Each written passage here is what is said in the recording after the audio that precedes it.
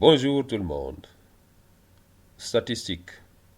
Il s'agit là d'un cours de la classe de troisième. Ce cours est également prévu pour les élèves de la classe de quatrième. Cependant, beaucoup d'élèves de la classe de quatrième ne font pas ce cours en quatrième. Si bien que j'ai dû cumuler les deux cours pour n'en faire qu'un seul en classe de troisième. Et donc, euh, j'ai dû donc subdiviser le cours, cette vidéo, en 4 parties. Et celle-ci est la première partie. Donc ce cours est destiné à mes élèves de la 3e M1A du lycée de jeunes filles à Medfal. Je me présente, c'est M. Diallo, professeur de mathématiques au lycée de jeunes filles à Medfal. Année scolaire 2019-2020. Plan du cours. Donc, pour ce qui est de ce cours, il y a un certain nombre de concepts ou de vocabulaire auxquels il faudrait s'habituer et auxquels les élèves devraient s'approprier avant de commencer le cours à proprement parler. Donc, on va commencer par le vocabulaire en donnant des exemples. Ensuite, nous allons organiser des données statistiques.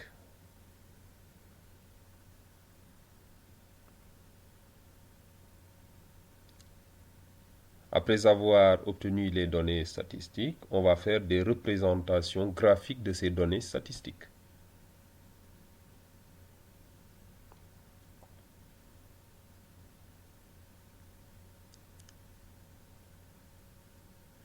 Une fois ces données obtenues, on pourrait aussi faire un regroupement de ces données, ce qu'on appelle une distribution groupée.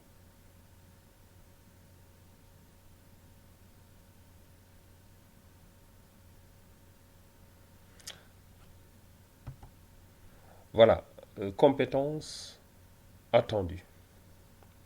À la fin de cette leçon, vous serez en mesure de, en termes de connaissances, de restituer le vocabulaire qu'on utilise en statistique.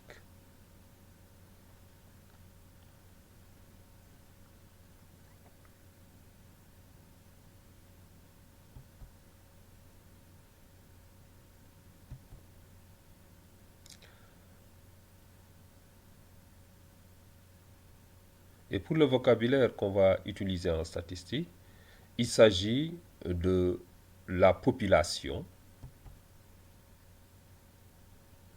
il s'agit d'individus, échantillons, caractères ou variables, caractères qualitatifs, caractère quantitatif, modalité, effectif, le mode et non la mode, les fréquences et la moyenne. Vous serez aussi en mesure, en termes de savoir-faire, d'ordonner une série statistique.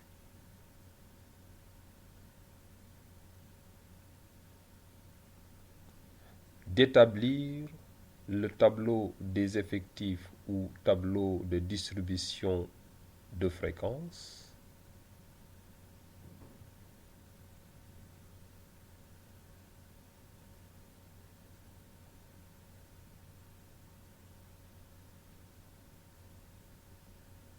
déterminer le mode d'une série statistique,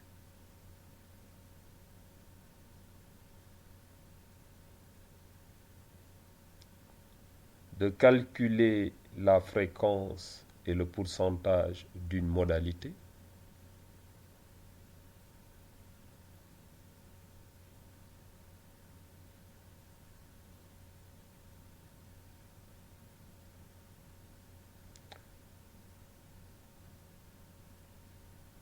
de calculer la moyenne d'une série statistique,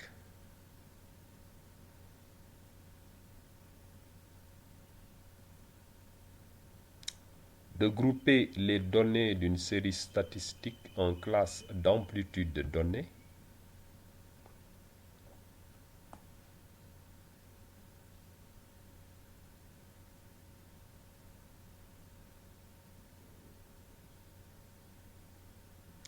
toujours en termes de savoir-faire, on va représenter une série statistique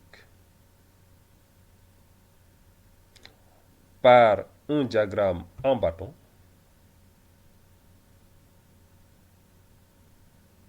par un diagramme à bande,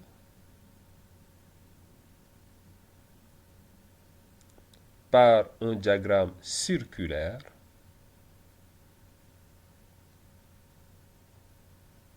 par un diagramme semi-circulaire,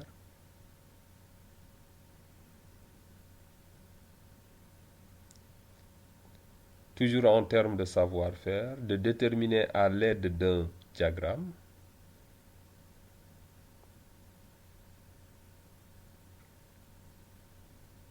les valeurs d'un caractère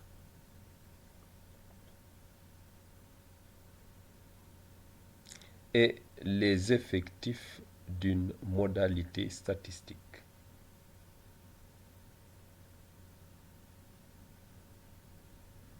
D'interpréter les données statistiques,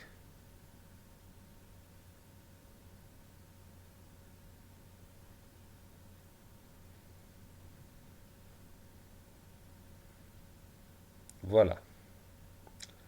Donc, nous allons passer à l'introduction. Et qu'est-ce que c'est que la statistique? Eh bien, la statistique, c'est l'étude des variations observables. C'est-à-dire que c'est un ensemble de méthodes scientifiques qui consistent à réunir des données chiffrées sur des ensembles nombreux, puis à les analyser et à les interpréter. Donc la statistique, c'est l'étude des variations observables.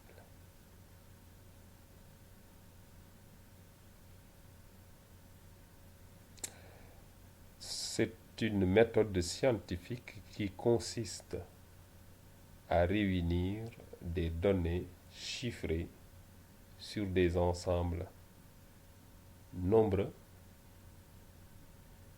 puis à les analyser et à les interpréter. Alors, une étude statistique comprend différentes étapes. La première étape, c'est de collecter les données, c'est d'amasser les données à travers des enquêtes. La deuxième étape, c'est l'analyse des données. Après avoir collecté les données, on les analyse. Et on a des outils d'analyse qu'on va étudier. Certains outils, on va les étudier en troisième. Et enfin, la synthèse des données en vue de faire des prévisions. Donc nous avons trois étapes dans l'étude, dans une étude statistique. Donc une étude statistique comprend les différentes étapes suivantes.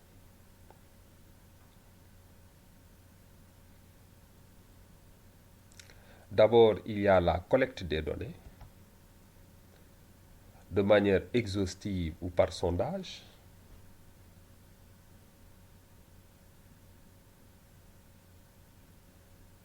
Il y a aussi l'analyse des données, c'est-à-dire qu'on tire les données que l'on organise en tableau ou bien en diagramme. Ensuite, on va calculer quelques paramètres de position, à savoir le mode, la moyenne, la médiane, tout ça on les verra.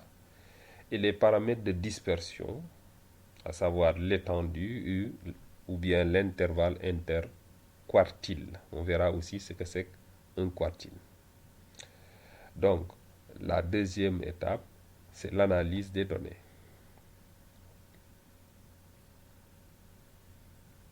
Donc, on tire les données que l'on organise en tableau.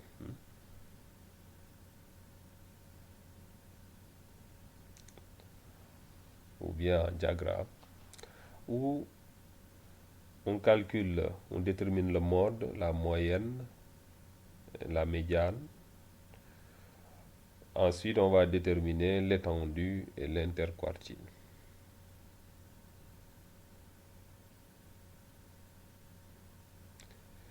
Ensuite, la troisième et dernière phase, c'est la synthèse. C'est-à-dire qu'on va faire des prévisions avec le travail qu'on a eu à faire avec les données à partir des résultats obtenus de l'analyse.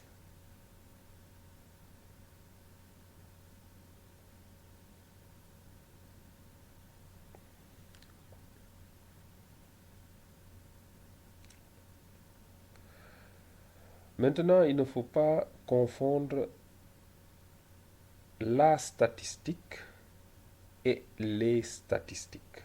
Attention, il ne faut pas confondre les deux. La statistique, c'est le domaine, c'est la science qui étudie les données. Alors que les statistiques, c'est un ensemble de données chiffrées sur un sujet bien précis. Donc attention, il ne faut pas confondre les deux là. Quand on parle de la statistique, c'est le domaine. C'est la partie des mathématiques qui étudie les variations observables. Alors que les statistiques, il s'agit de données. Par exemple, quand on calcule la moyenne, l'étendue, l'interquartile, la médiane, le mode, etc. Ça, on obtient des données, des statistiques plutôt. Alors, donc, NB, il ne faut pas confondre la statistique et les statistiques. La statistique, c'est la science qui étudie les données.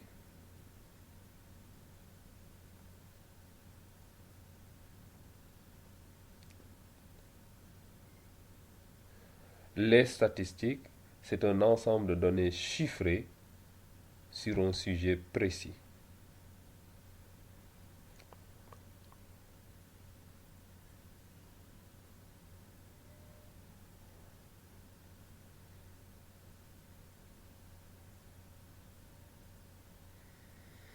Alors, nous allons voir ce que c'est qu'une étude statistique. Ensuite, nous allons voir en même temps les concepts ou quelques vocabulaires qu'on utilise en statistique.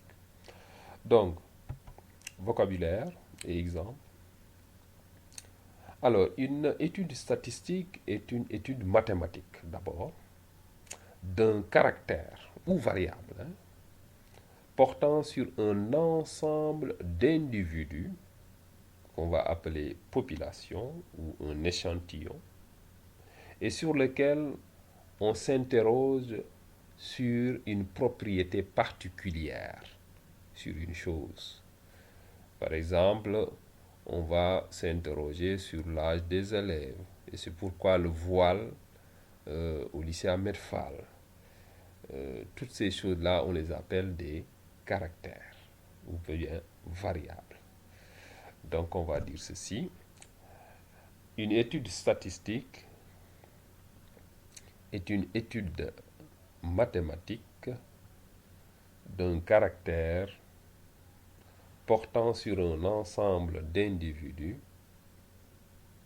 c'est-à-dire population ou échantillon, sur lequel on s'interroge sur une propriété particulière ou bien caractère.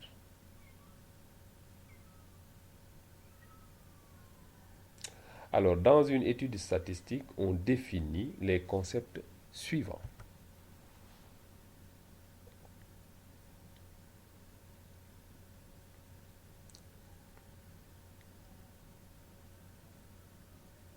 Alors, on va commencer par le plus petit. on va voir ce qu'on appelle un individu ou bien une unité statistique.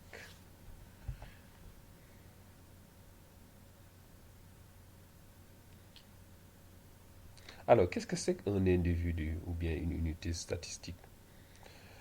Ou bien tout simplement, on va parler d'éléments d'un ensemble. Donc, on appelle individu chacun des éléments, personnes ou objets étudiés. Chacun des éléments, personnes ou objets étudiés. Donc, c'est ce qu'on appelle individu. Donc, quand on étudie une propriété dans un ensemble, chaque élément de l'ensemble est appelé unité statistique ou bien individu.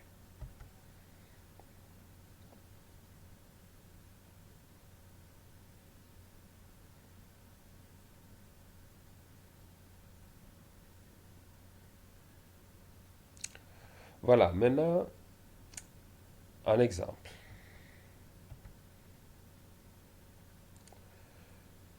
Si je veux étudier les premières notes de mathématiques des élèves, par exemple, de la TS1 du lycée Ahmed Fall, je pense qu'il y en a quatre. Hein. Il y en a quatre. On prend les quatre, on leur demande leurs notes. OK? Et chacune d'entre elles va donner sa note.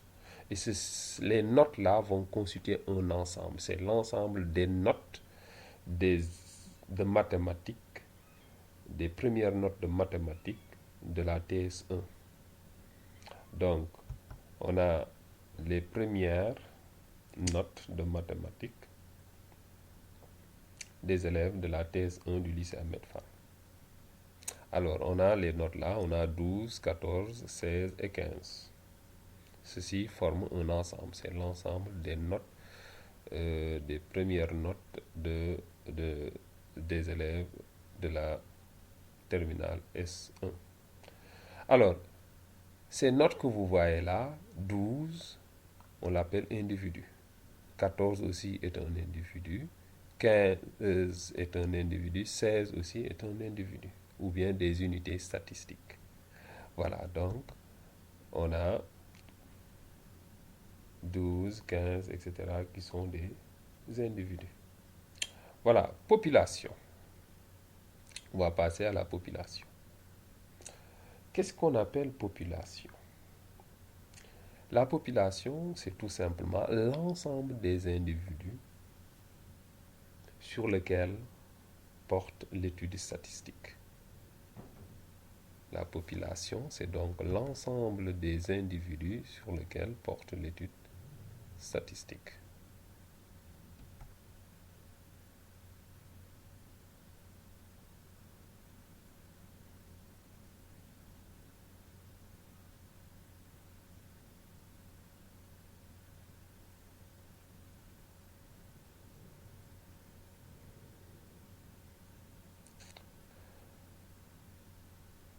Mais attention, la population doit être définie avec précision, pas d'approximation. On n'approxime pas la population.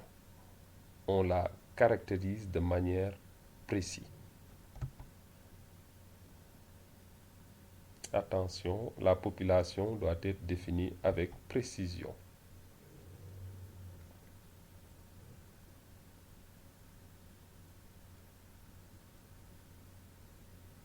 Exemple, si je prends les moyennes de mathématiques des élèves de la 3e M1A du lycée Ahmed Fall. Donc je dis bien les moyennes de mathématiques des élèves de la 3e M1A du lycée Ahmed Fall.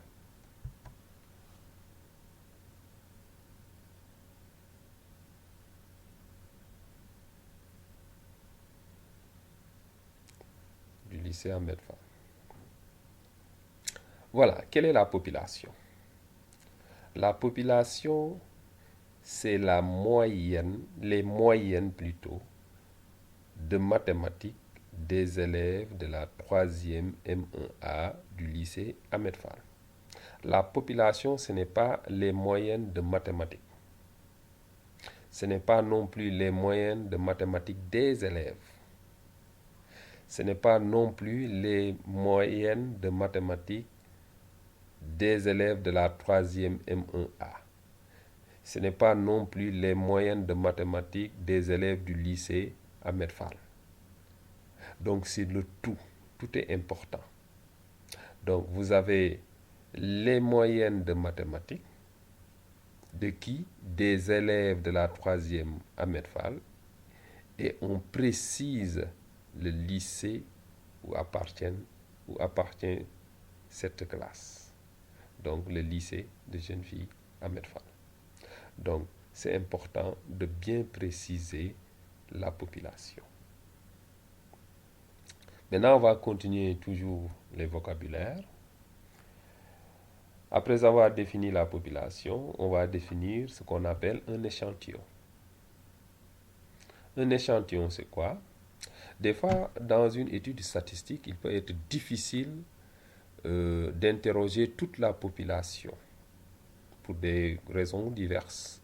On peut ne pas avoir de moyens, on peut ne pas avoir la possibilité d'atteindre tous les éléments de la population, tous les individus de la population. Si bien qu'on va prendre une partie de la population pour faire notre étude statistique. Et c'est cette partie-là qu'on va appeler échantillon. Donc on appelle échantillon un sous-ensemble de la population.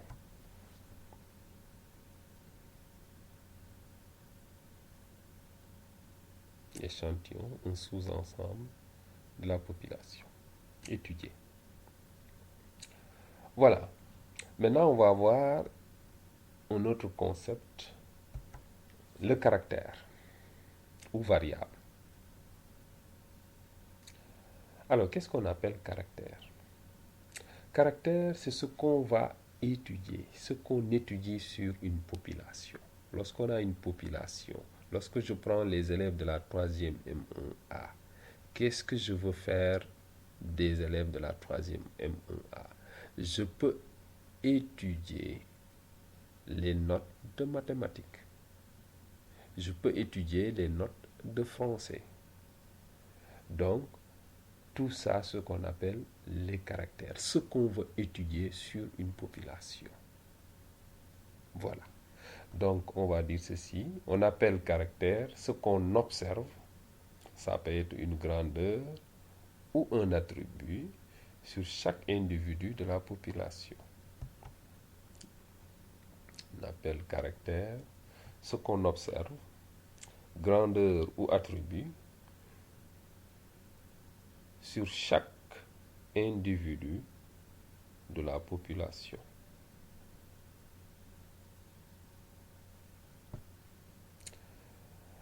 Et maintenant, nous allons voir les modalités. Qu'est-ce qu'on appelle une modalité? Voilà, les modalités. XI, la variable, le caractère, c'est souvent noté grand X. Les modalités, petit xi, ça veut dire la première modalité, c'est petit x1, la deuxième, petit x2, la troisième, petit x3, ainsi de suite.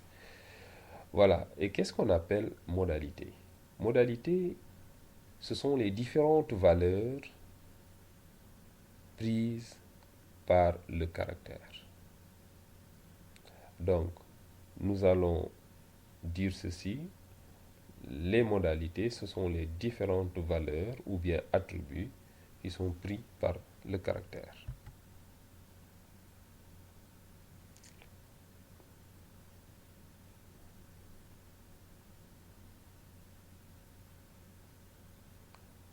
Voilà. Par exemple, si j'étudie un caractère, par exemple, les notes de mathématiques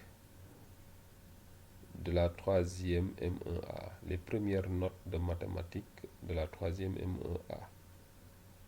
Comme valeur du caractère, on peut donner l'exemple de la note de la responsable, Adjaratou. Si elle a 16, 16 est une modalité. Si je veux donner une autre modalité, ce sera peut-être la note de Abibatou, par exemple, ou bien la note de Yacine. Chaque note est une modalité. Mais la variable, c'est quoi? La première note de mathématiques du premier semestre de la troisième M1A du lycée Ahmed Fall. C'est ça la variable. Maintenant, les différentes valeurs prises par la variable, ce qu'on appelle des modalités. Maintenant, on passe au type de caractère. On a vu le caractère, on a vu les modalités. Maintenant, on va voir les types de caractères. Parce que si on a ces caractères-là, il y a plusieurs types de caractères. Et donc, premier type de caractère, ce qu'on appelle des caractères qualitatifs. Caractères qualitatifs. Et qu'est-ce qu'on appelle caractère qualitatif? C'est un caractère dont les modalités ne s'expriment pas par des nombres, mais plutôt par des mots. Mots M-O-T. Yes. Donc, par exemple, si je dis quelle est votre ethnie, vous n'allez pas me dire 2, ou bien 3, ou bien 5. L'ethnie, vous allez dire Wolof, Toucouleur, Serer, etc. C'est par des mots. Donc, ces caractères-là, on va les appeler des caractères qualitatifs. OK? Donc, si je dis l'ethnie c'est la variable ou le caractère. Maintenant, ce caractère-là a une particularité. Cette particularité, c'est que les modalités, les réponses, lorsqu'on pose des questions, quelle est votre ethnie, ce ne sont pas des réponses quantitatives, c'est-à-dire qui s'expriment par des nombres, mais ça s'exprime par des mots. Donc, un caractère qualitatif est un caractère dont les modalités ne sont pas des nombres.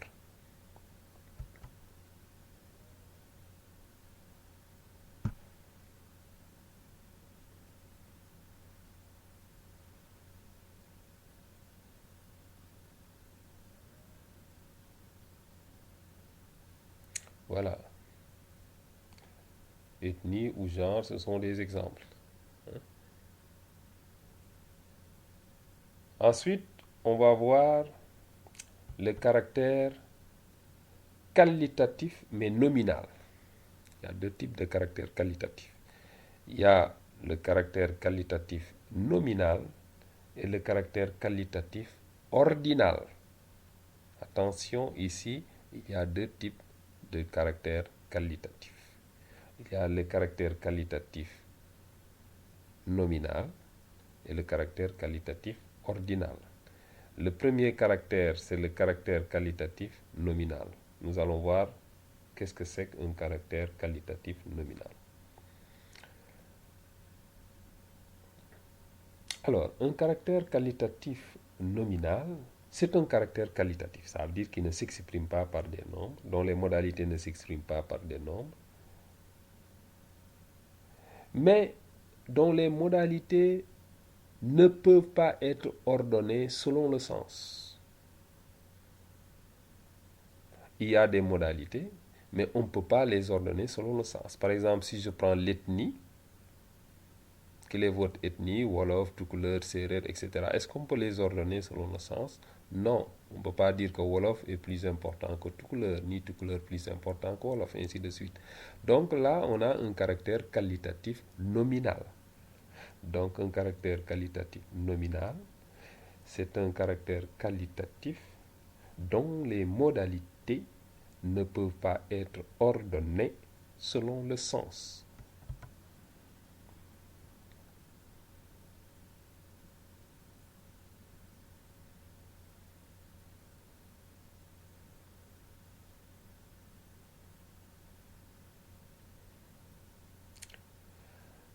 Exemple. Alors, on va prendre un exemple, un caractère d'abord. On prend un caractère ou variable. Alors, qu'est-ce qu'on va prendre comme caractère? Par exemple, on va prendre la situation matrimoniale. Hein. C'est-à-dire, est-ce que vous êtes marié, célibataire, divorcé, veuf, ou bien vous vivez en couple sans être marié, hein, comme les Toubabs le font. Voilà. Donc, situation matrimoniale.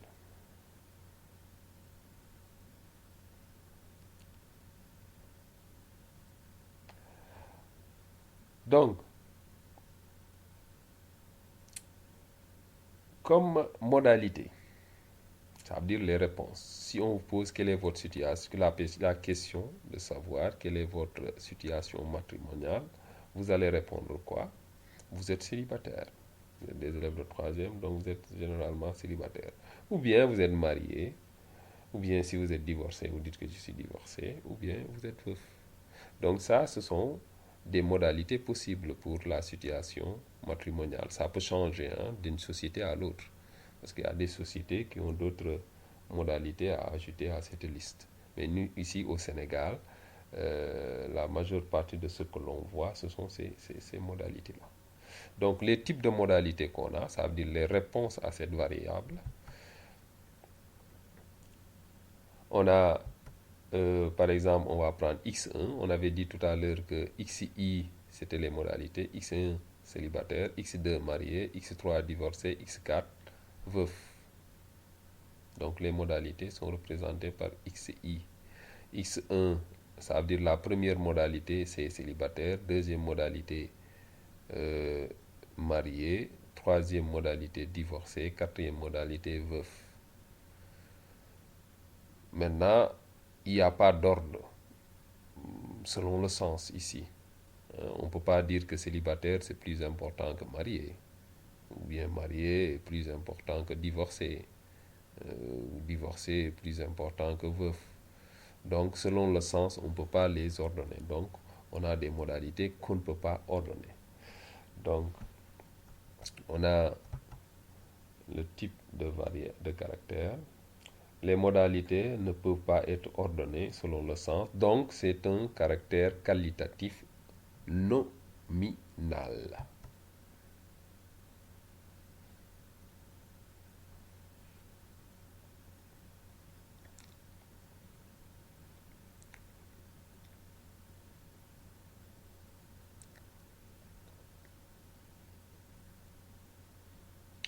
Maintenant, on va passer au caractère qualitatif ordinal.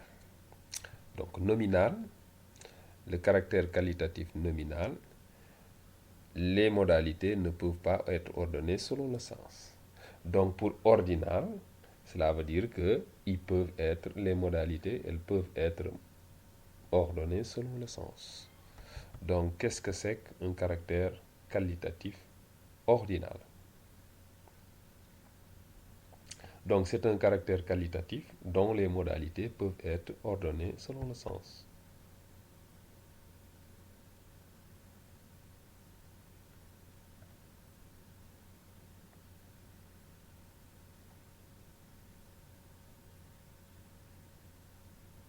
Exemple. Alors on va prendre un caractère. Par exemple, si je dis le niveau de satisfaction du travail d'un élève. Niveau de satisfaction du travail d'un élève. Voilà. Donc on va prendre comme caractère niveau de satisfaction du travail d'un élève.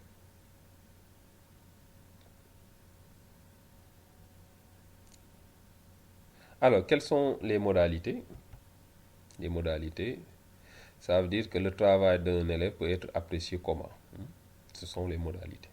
Alors, vous faites un travail, je fais une appréciation. Qu'est-ce que je peux donner comme modalité, comme réponse? Vous faites un travail, je peux dire que c'est un très bon travail, très bon travail. Ou bien, travail bon, c'est bon, c'est bon.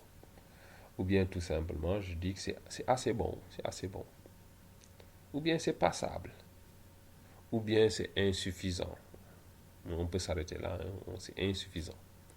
Donc, les modalités, c'est très bon, bon, assez bon, passable, insuffisant, etc. Mais moi, je m'en arrête à insuffisant. Donc, à ce niveau-là, on peut ordonner ces modalités. On sait que qu'est-ce qui est mieux et qu'est-ce qui n'est pas, qu'est-ce qui est moins bon. OK? Donc, pour ce qui est des modalités, on va dire la première modalité x1 est égal à très bon, x2 est égal à bon, x3 est égal à assez bon, x4 est égal à insuffisant et x5 insuffisant. OK? Donc, x1 très bon, x2 bon, x3 c'est x3, hein? X3 assez bon, c'est pas x1, c'est x3. Et x4 insuffisant. X4 c'est passable et X5 insuffisant. Voilà, donc on a ces caractères-là. Donc, si on qualifie le type de caractère, on va dire que c'est un caractère, comment? Puisque les modalités euh, peuvent être ordonnées, donc il s'agit d'un caractère qualitatif mais ordinal.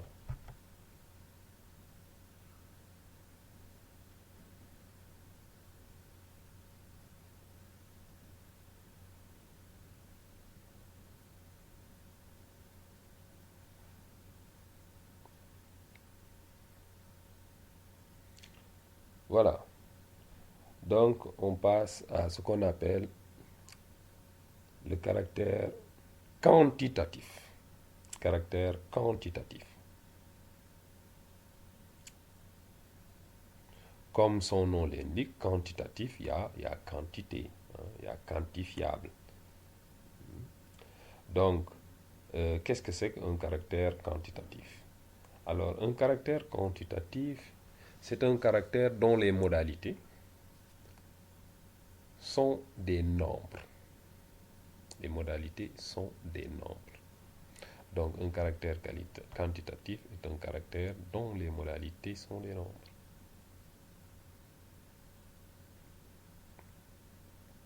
Là aussi, il y a deux types de caractères quantitatifs. Il y a un caractère quantitatif discret et un caractère quantitatif continu. On va voir ce que c'est qu'un caractère quantitatif discret et ce que c'est qu'un caractère quantitatif continu. Caractère quantitatif discret. Alors, c'est quoi un caractère quantitatif discret? Alors, un caractère quantitatif discret est un caractère dont les modalités sont des nombres isolés. Isolés, c'est-à-dire vous avez un nombre décimal, ou généralement, ça peut être un nombre entier, un nombre avec une virgule aussi, hein. Donc, c'est un nombre décimal.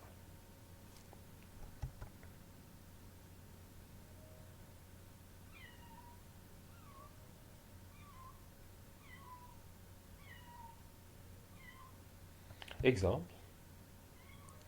Exemple de caractère quantitatif discret. Si on prend par exemple les notes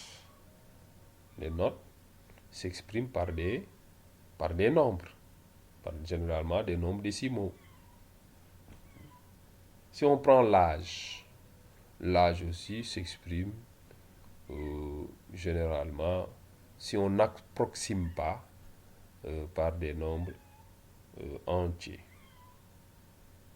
Un nombre entier ou bien tout simplement des nombres décimaux. Ça peut s'exprimer par des nombres décimaux. Le poids également, le poids aussi est un caractère quantitatif discret parce qu'il s'exprime par un nombre décimal. La taille, de même, s'exprime par un nombre décimal.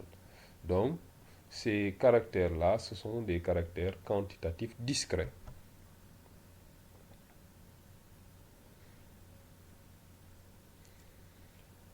Voilà.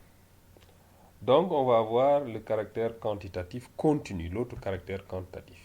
Donc, l'autre caractère quantitatif, c'est le caractère quantitatif continu. Et c'est quoi un caractère quantitatif continu? Alors, un caractère quantitatif continu approxime. Ça veut dire qu'on ne sait pas exactement quelle est la valeur, donc on met le caractère dans un intervalle. Donc, c'est un caractère dont les modalités sont des intervalles. Un caractère quantitatif est un caractère dont les modalités sont des intervalles. Exemple, si je dis par exemple l'âge de puberté, on ne sait pas exactement quel est l'âge de puberté, ça dépend, hein, ça dépend. Donc c'est dans une fourchette, dans un intervalle. Donc quand on approxime, on n'a pas une valeur précise, une valeur exacte, une valeur isolée. On approxime, on a un caractère quantitatif continu.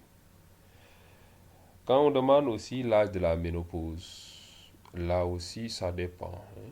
Ce n'est pas un âge fixe, ce n'est pas un âge isolé, c'est un âge qu'on approxime. Donc puisqu'on approxime, c'est sous forme d'intervalle. Plusieurs valeurs sont possibles. Le poids d'un anorexique aussi, le poids d'un anorexique. Est-ce que c'est 10 kilos, 15 kilos, etc. Ça dépend, hein, ça dépend des individus. À partir de quel poids on décide que la personne est anorexique. Donc, on va donner ces exemples-là. L'âge de la puberté, euh, l'âge de la ménopause et le poids d'un anorexique. Euh, il faut rappeler ici aussi que l'âge tout court peut être un caractère quantitatif continu si on ne connaît pas exactement l'âge. Quand on dit que un tel individu est né entre 1850 et 1855, là on ne connaît pas exactement, ça peut être 1850, 1851, 52, 53, 54 jusqu'à 55. Donc plusieurs valeurs sont possibles. Donc lorsqu'on approxime, on ne sait pas exactement quelle est la valeur, on met ça dans un intervalle, on dit qu'on a un caractère quantitatif continu. Alors, nous allons récapituler tout ça. Lorsqu'on a un caractère variable, si les modalités sont des mots, alors on va dire on a quoi? Un caractère qualitatif. Un caractère qualitatif. Mais il y a deux types de caractères qualitatifs. Le premier type de caractère qualitatif, c'est quand les modalités ne s'ordonnent pas.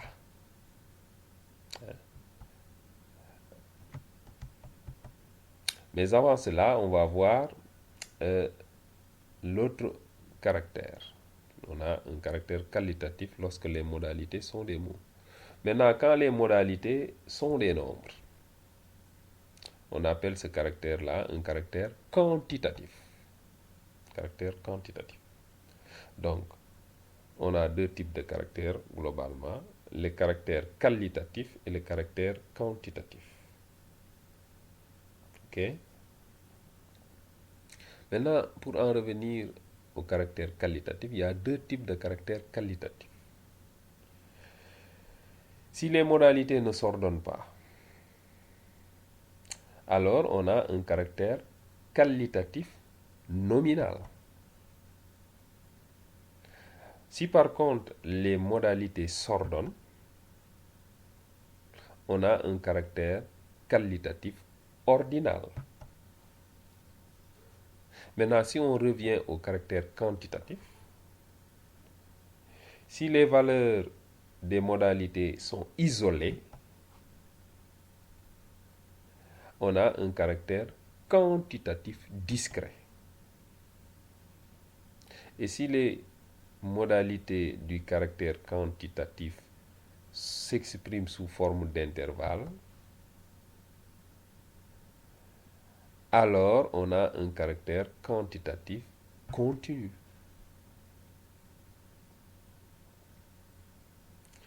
Et tout ça, les caractères qualitatifs nominal, caractère qualitatif ordinal, caractère quantitatif discret, caractère quantitatif continu, sont appelés les types de variables ou types de caractères.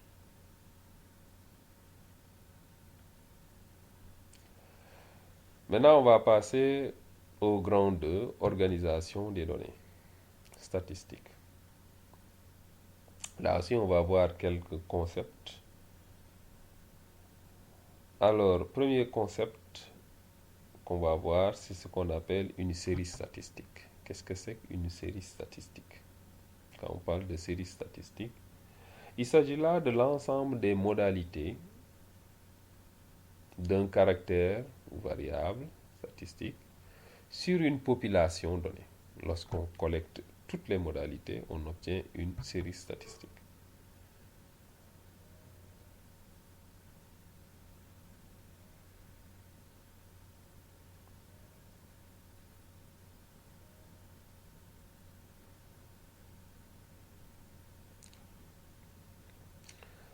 Alors, deuxième concept, on va voir ce qu'on appelle tableau de distribution de fréquences ou bien tout simplement tableau des effectifs.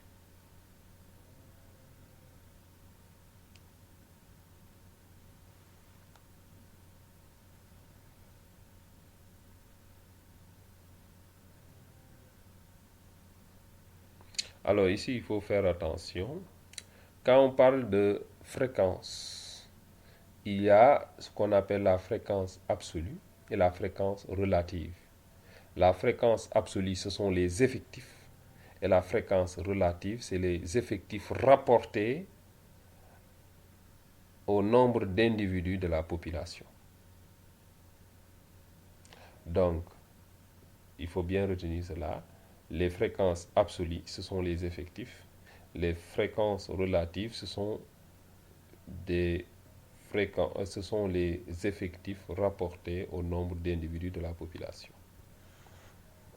Alors, donc, qu'est-ce que c'est qu'un tableau des effectifs? Il s'agit là d'un dispositif synthétique de présentation des données.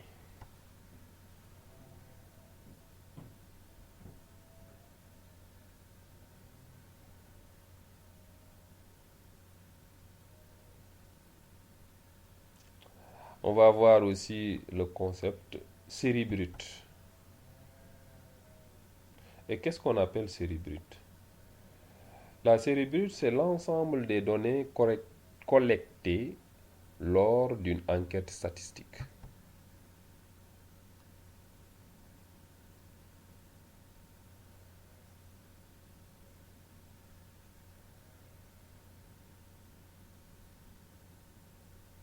Donc, une étude statistique comprend, comme on l'a bien dit, euh, l'étude, la préparation, mais aussi il y a l'enquête. L'enquête, c'est lorsqu'on descend sur le terrain et qu'on recueille les données, on collecte les données. Et donc, après avoir collecté ces données-là, on obtient ce qu'on appelle une série brute. Dépouillement. Dépouillement, qu'est-ce que c'est que le dépouillement? Par exemple, lors d'une élection, les gens vont voter, ensuite on fait un dépouillement. On va voir qui a quel nombre de voix, quel est le candidat qui a le plus de voix, ainsi de suite. Ensuite, on va les ordonner, ce qu'on appelle le dépouillement. Donc, c'est un procédé permettant de déterminer l'effectif de chaque modalité.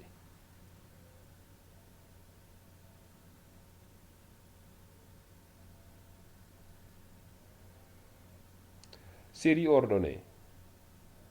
Et qu'est-ce qu'on appelle série ordonnée? Qu'on a la série brute. La série ordonnée, c'est la série brute qui a été ordonnée dans un ordre bien précis. Ça peut être l'ordre croissant ou bien l'ordre décroissant.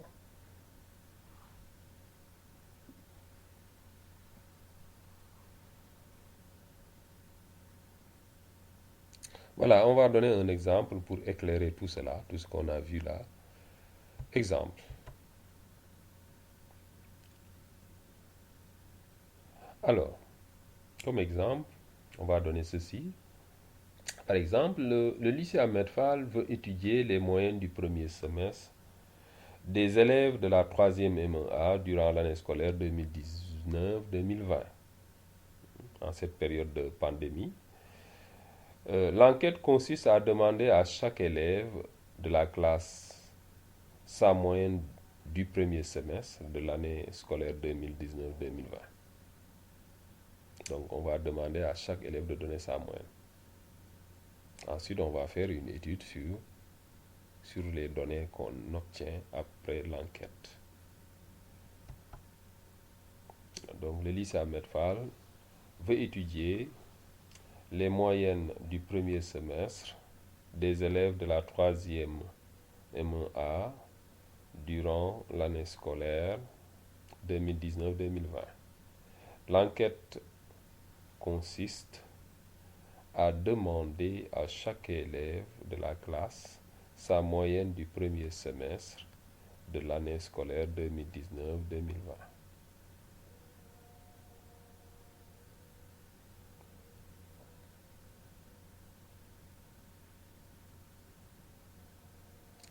Alors, donc, après avoir fait ceci, on obtient des données. L'ensemble des données collectées non encore traitées, c'est ce qu'on va donner.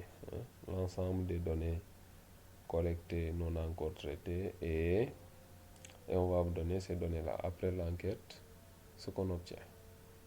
Alors, on vous donne les données. Donc, vous avez 17, 11, 15, 10, 15, 16, 15, 14, 14, 13, 12, 14, 15, 14, 13, 16, 14, 15, 13, 13, 15, 15, 11, 18, 15, 16, 11, 15, 13, 13, 12, 15, 13, 13, 11, 14, 15, 15, 14, 10, 16, 15, 18, 11, 13, 15, 18, 17, 14, 16, 15, 14, 18. Donc, ce sont les données qu'on a recueillies. Donc, ça ce sont les données. On demande à chaque élève de donner sa moyenne et c'est ce qu'on obtient. Alors, ces données recueillies représentent ce qu'on appelle une série brute.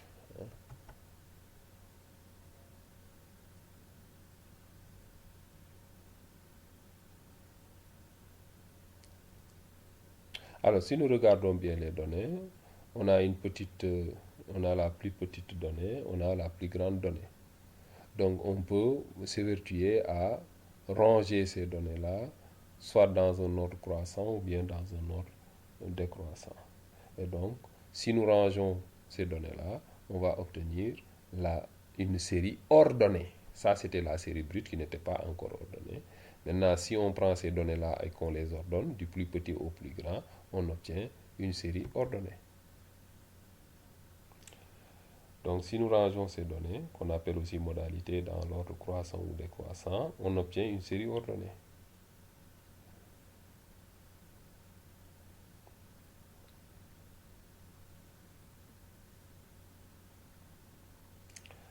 Maintenant, si nous reprenons la liste de la série ordonnée, mais cette fois-ci, on va écrire une seule fois chaque modalité. Et ensuite, on va indiquer le nombre de fois qu'il apparaît. Le nombre de fois qu'il apparaît. Par exemple, on va écrire la plus petite modalité ici. Il s'agit de 10. Donc, on va voir combien de fois 10 apparaît dans ces données-là. OK? Donc, si nous parvenons à faire ça avec chaque modalité, on va obtenir un tableau des effectifs.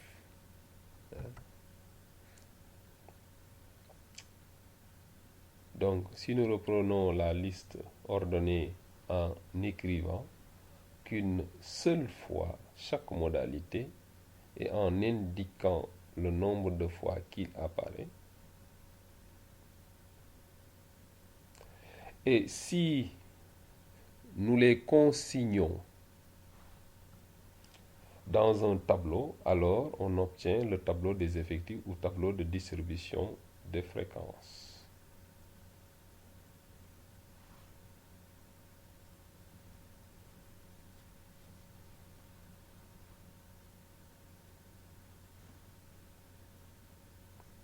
Et maintenant, qu'est-ce qu'on appelle effectif?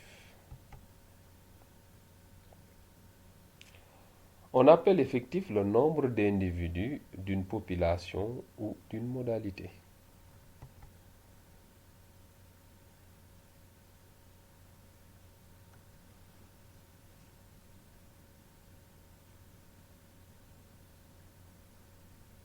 Donc on a vu ce que c'est qu'une modalité et qu'est-ce que c'est qu'une population. Donc, si nous prenons le nombre d'individus d'une population, on obtient l'effectif total. Si on prend le nombre d'individus d'une modalité, on a un effectif partiel ou effectif de la modalité. Donc, on va voir l'effectif total. Effectif total ou bien taille de la population. Il est souvent noté grand N. Donc, c'est le nombre d'individus de la population. Lorsqu'on prend une population, par exemple la classe de la 3e M1A, le nombre d'élèves, c'est l'effectif de la population. Donc, le nombre d'élèves, ça va être le nombre de moyennes, ça va être le nombre de notes de mathématiques, ça va être le nombre de notes de français, etc. Donc, c'est le nombre d'individus de la population.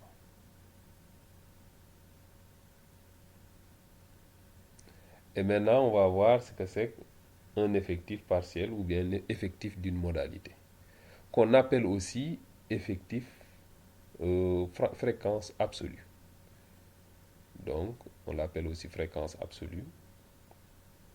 Et il est noté souvent petit xi. Donc, c'est quoi? C'est le nombre d'individus noté petit ni et ayant xi comme modalité.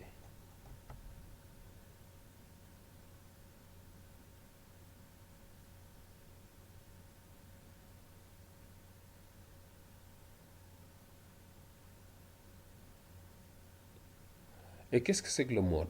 Ici, il faut parler de mode. Le mode. Le mode.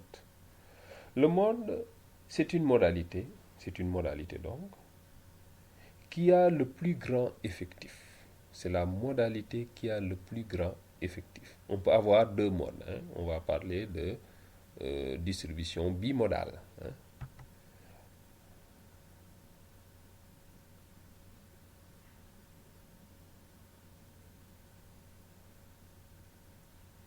Voilà, donc le mode, c'est la modalité qui a le plus grand effectif. Voilà, donc le mode, on peut avoir plusieurs modes. Hein. Fréquence. Qu'est-ce qu'on appelle fréquence relative d'une modalité? Il est souvent noté FI. FI. La fréquence, c'est tout simplement l'effectif de la modalité sur l'effectif total. Il est calculé de deux manières. On peut calculer la fréquence avec une fraction ou un nombre décimal ou bien en pourcentage. La fraction peut nous donner une analyse, mais le pourcentage nous permet de mieux apprécier l'événement. Donc on appelle fréquence d'une modalité xi le quotient de l'effectif de la modalité sur l'effectif total. Donc on appelle fréquence d'une modalité xi le quotient de l'effectif ni de la modalité xi sur l'effectif total. Donc on va dire fi est égal à ni sur grand N ou encore fi égale ni sur grand N multiplié par 100, c'est ça en pourcentage.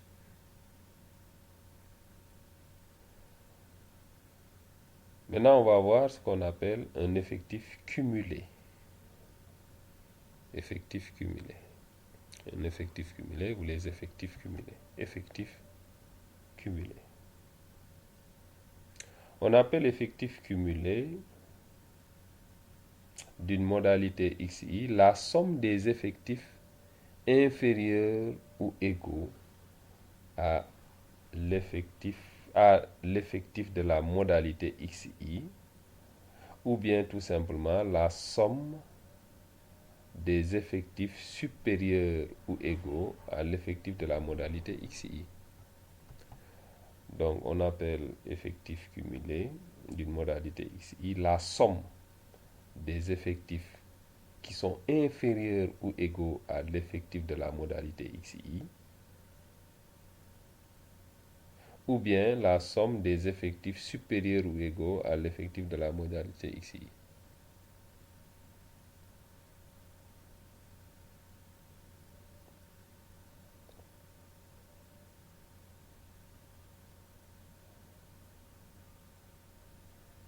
Donc ici on distingue qu'on a deux types d'effectifs. Voilà, donc il y a les modalités qui sont supérieures et les modalités qui sont inférieures. Donc on va distinguer ces deux types d'effectifs cumulés. Il y a donc l'effectif cumulé croissant,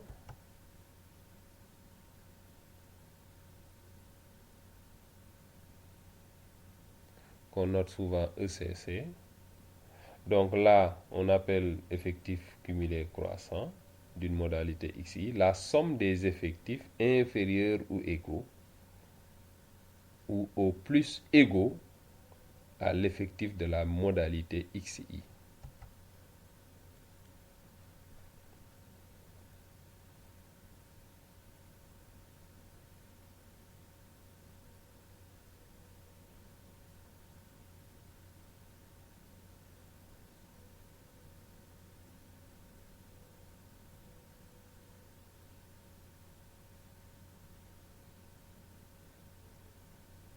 Voilà, maintenant on va voir ce qu'on appelle l'effectif cumulé décroissant.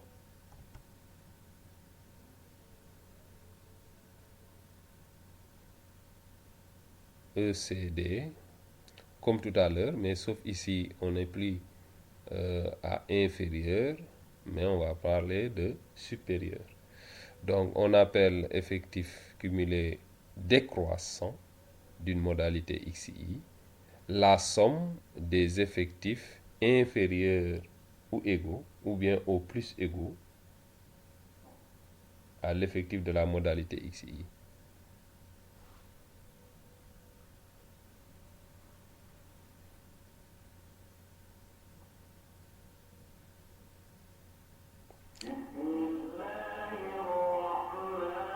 Maintenant, on va voir ce qu'on appelle les fréquences cumulées.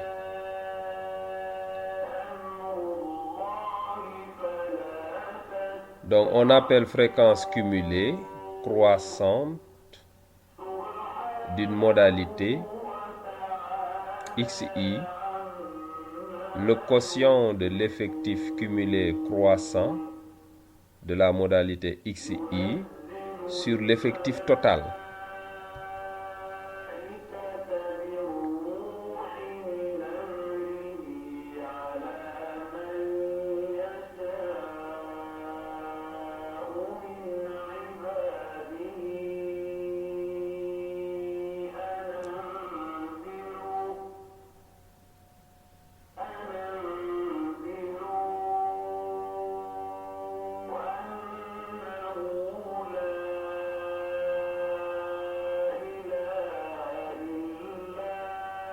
On peut le calculer aussi en pourcentage en multipliant par 100.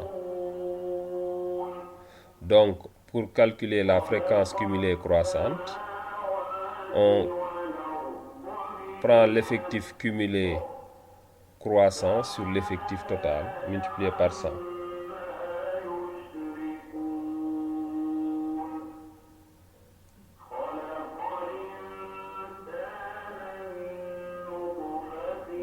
Donc, on revient sur la fréquence cumulée croissante d'une modalité. Maintenant, pour ce qui est de la fréquence cumulée décroissante, On prend l'effectif cumulé décroissant sur l'effectif total.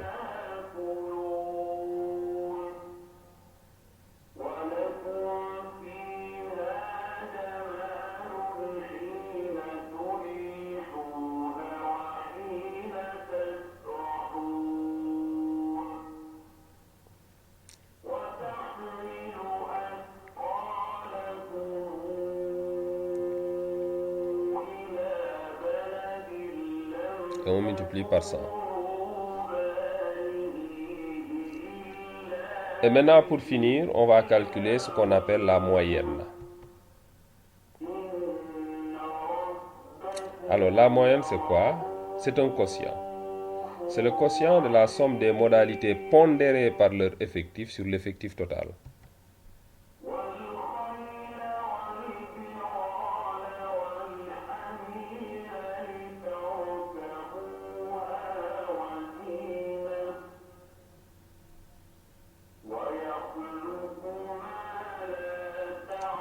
Voilà, donc on va l'appeler x bar. X bar, ça va être quoi? On prend chaque modalité qu'on multiplie par son effectif. Ensuite, on fait la somme. Donc, on va dire que x bar, c'est égal à x1 multiplié par n1, x2 multiplié par n2, x3 multiplié par n3, etc. On va continuer comme ça sur l'effectif total grand N. Ok? Donc, on va prendre chaque modalité qu'on va multiplier par son effectif. Ensuite, on fait la somme de tous ces produits-là. On divise par n, ça va nous donner la moyenne. Alors, quelle est la signification de la moyenne? La moyenne, c'est une valeur centrale.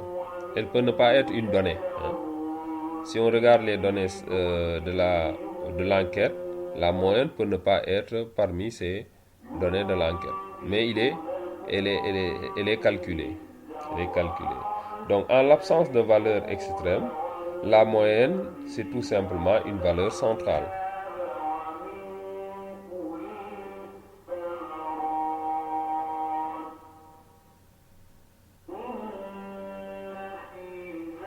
Et maintenant, qu'est-ce que c'est qu'une valeur extrême? Par exemple, dans une classe où vous avez des moyennes qui tournent entre 10 et 15, si vous voyez quelqu'un qui se retrouve avec 20, 20 est une valeur extrême. Ou bien quelqu'un qui se retrouve avec 1 par rapport au regroupement des données, vous avez une valeur extrême. Donc la moyenne, c'est aussi une valeur qui n'est ni faible ni forte. Donc c'est une valeur centrale par rapport aux données statistiques.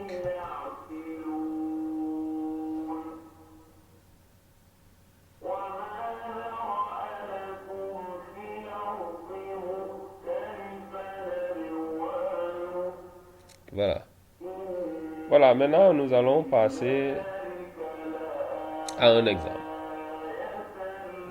Une étude statistique qu'on va faire avec tout ce qu'on a vu comme concept.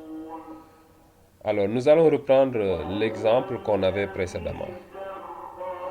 Alors, pour cet exemple-là, il s'agissait du lycée Ahmed Fall qui voulait étudier les moyennes du premier semestre des élèves de la 3e M1A durant l'année scolaire 2019-2020. Et l'enquête consistait à demander à chaque élève de la classe sa moyenne du premier semestre de l'année 2019-2020. Et on avait obtenu les données.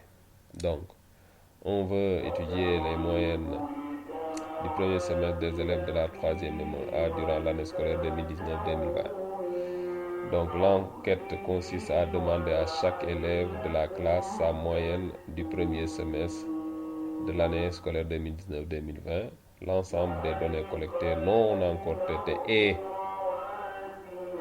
Alors, on va donner les notes. Donc, à chaque fois qu'on demande à une élève sa note, sa moyenne, elle donne sa moyenne. Donc, on obtient ces données-là. Donc, ces données sont en train de nous parvenir.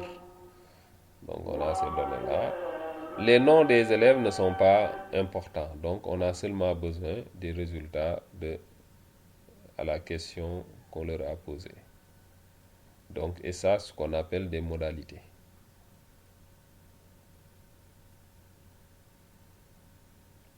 qu'on appelle les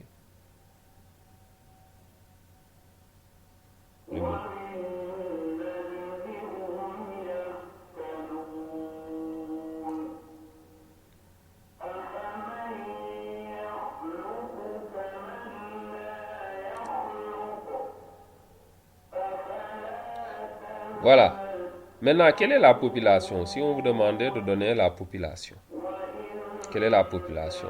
On avait dit que la population devait être définie de manière précise. Donc ici, la population, c'est quoi?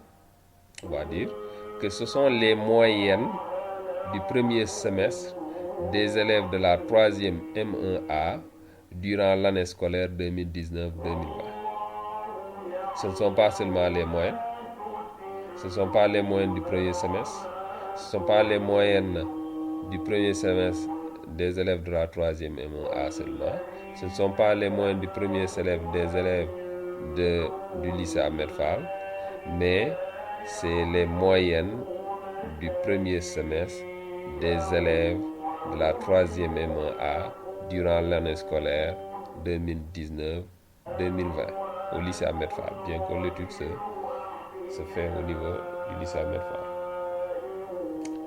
Alors, on va dresser le tableau des effectifs. Et dans ce tableau-là, on va mettre les modalités. Les modalités, quelles sont les modalités? Donc, ici, il faut d'abord déterminer quel est le caractère étudié. Le caractère étudié, c'est les moyennes. Les moyennes du premier semestre des élèves de la 3e M1A durant l'année scolaire. Donc ici, ce sont des moyennes. Des moyennes, c'est un caractère quantitatif discret. Quantitatif discret. Donc, on fait un petit tableau et sur ce tableau-là, on a les modalités. Et quelles sont les modalités? Ce sont les différentes moyennes. On va les ordonner. On passe de la série brute à la série ordonnée. Donc, première modalité, la plus petite modalité, il s'agit là de 10. Je vois 10, c'est la plus petite. Ensuite, il y a 11. Ensuite, il y a 12. Il y a 13, 14, 15, 16, 17 et 18. Ensuite, grand N, ça représente l'effectif total. Maintenant, on a les différentes modalités. On a plusieurs 10, plusieurs 11, plusieurs, etc. Mais on prend seulement les types de notes qui existent. Et on va faire le dépouillement. Ça veut dire pour chaque note, combien de personnes ont eu cette note. C'est ce qu'on appelle le dépouillement. On va faire le dépouillement tout à l'heure. Et après avoir fait le dépouillement, ça va nous permettre d'avoir les effectifs de chaque modalité. Donc 10, 11, 12, 13, 14, 15, 16, 17, 18, ce sont les modalités. Alors, ce sont les modalités. La variable, c'est la moyenne du premier semestre. Ok, là, on a les effectifs. Maintenant, on va reprendre ces données-là et on va les mettre dans un tableau. Ok. Voilà. Maintenant, avec ce tableau-là, on va présenter comme ça notre travail. On va faire le travail de sorte à représenter le nombre d'individus pour chaque modalité. Le nombre d'individus pour chaque modalité qu'on appelle effectif. Voilà. Donc, les données sont là. Et on a le tableau des effectifs. Et sur ce tableau des effectifs-là, nous allons voir. Alors, on va commencer par la première moyenne sur les données brutes. Je vois ici, en haut à gauche, il y a d'abord 14, 17, 11, etc. Donc, on va commencer par les consigner. Chaque fois que je prends une note, je mets une barre dans la case dépouillement. Par exemple, si je prends 14, je barre 14, mais je mets une barre sur la case dépouillement au niveau de 14. Voilà. Donc pour montrer, j'ai une fois 14. Ensuite 17. On va tracer une barre sur 17. On fait un dépouillement 17. Donc on a 17 une fois, 14 une fois. 11. On va mettre une barre à 11. 15, un bâtonnet à 15. 10, bâtonnet à 10. 15, bâtonnet à 15. Donc on a 2 maintenant. 2 individus qui ont 15. 16, un bâtonnet à 16. 15, on a 15. 14, un bâtonnet à 14. 14 encore, un bâtonnet à 14. 13, un bâtonnet à 13. 12, un bâtonnet à 12. Donc 14, un bâtonnet à 14. 15, un bâtonnet à 15. 14, un bâtonnet à 14. 13, un bâtonnet à 14, à 13. 16, un bâtonnet à 16. 14, un bâtonnet à 14. 15, un bâtonnet à 14. 15. 13, 13, un bâtonnet aussi à 13.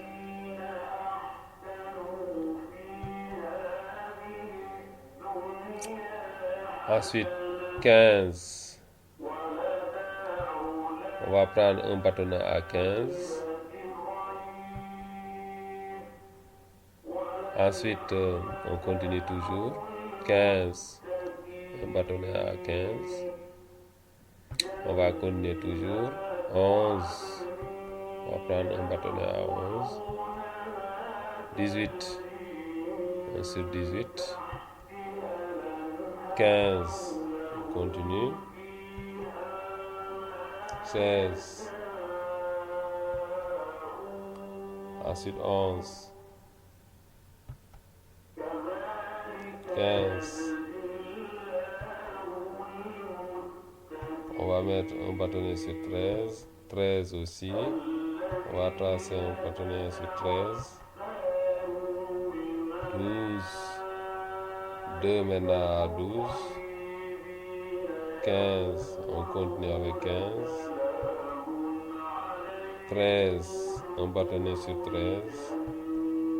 13 encore. Un bâtonnet sur 13. 11. Un bâtonnet sur 11. 14, un bâtonnet sur 14.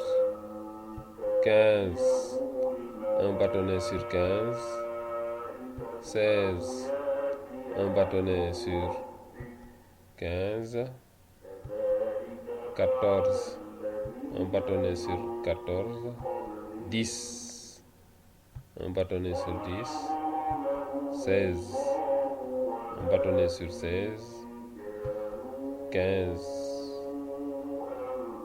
un bâtonnet sur 15. 18, un bâtonnet sur 18, ça fait un deuxième bâtonnet. 11, un bâtonnet sur 11. 13, un bâtonnet sur 13. 15, un bâtonnet sur 15. 18, un bâtonnet sur 18.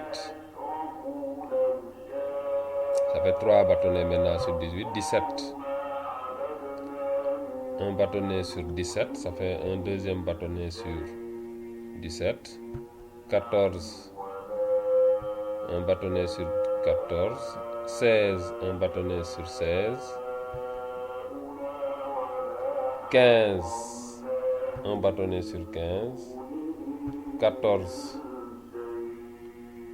on va mettre un bâtonnet sur 14. Et maintenant, pour finir, 18, et donc un bâtonnet sur 18. Et donc, si nous comptons, nous avons combien de données? Nous avons 54 données. Alors, si nous comptons les données brutes, il y a 54 données brutes. Et si nous comptons aussi le nombre de bâtonnets, on va avoir aussi 54 bâtonnets au total. Maintenant, pour chaque modalité, pour 10, on compte combien de bâtonnets? On va voir, pour 10, on a 2 bâtonnets. Pour 11, il y a 5 bâtonnets. Pour 12, il y a 2 bâtonnets, ainsi de suite. Donc, on va faire ce qu'on appelle le dépouillement. Donc, pour 10, on a 2. Pour 11, on a combien? 5. Pour 12, on a combien? Voilà, on a 2. Pour 13, on a combien? 9. Pour 14, on a combien? On a 10. Très bien. Pour 15, on a combien? On a 15. Pour 16, on a combien? On a 5. Pour 17, on a combien? 2. Et pour 18, on a combien? Pour 18, on a bien 4. OK? On a 4.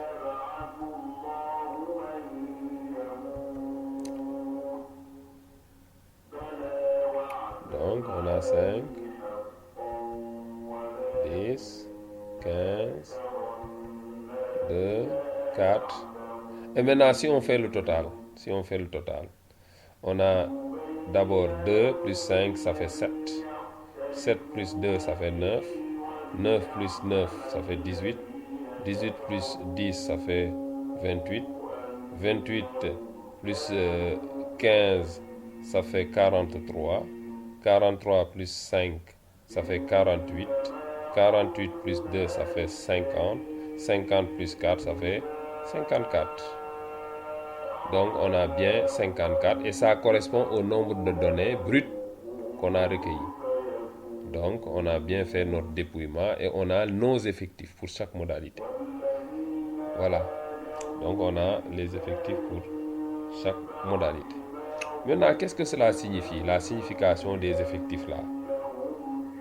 Pour la modalité 10, ça veut dire la moyenne 10. On a 2 personnes qui ont eu la moyenne 10. Pour 11, moyenne 11. 5 personnes ont eu la moyenne 11. Pour la moyenne 12, on a son effectif 2. Donc on va dire 2 personnes ont eu la moyenne de 12. Pour la modalité 13, c'est-à-dire la moyenne 13, on a 9 comme effectif. Donc 9 personnes ont eu la moyenne de 13. Pour la modalité 14, on a comme effectif 10. Cela signifie que 10 personnes ont eu la moyenne de 14. Bon, donc pour 15, on a comme effectif 15. Donc 15 personnes de cette population-là ont une moyenne égale à 15. Pour la modalité 16, on a effectif 5. Donc 5 personnes ont eu une modalité égale à 16, c'est-à-dire une moyenne égale à 16. Pour la modalité 17, on a 2, c'est-à-dire 2 personnes ont eu 17 comme moyenne. Et 4 personnes ont eu 18 comme moyenne. Alors, nous avons le tableau des effectifs.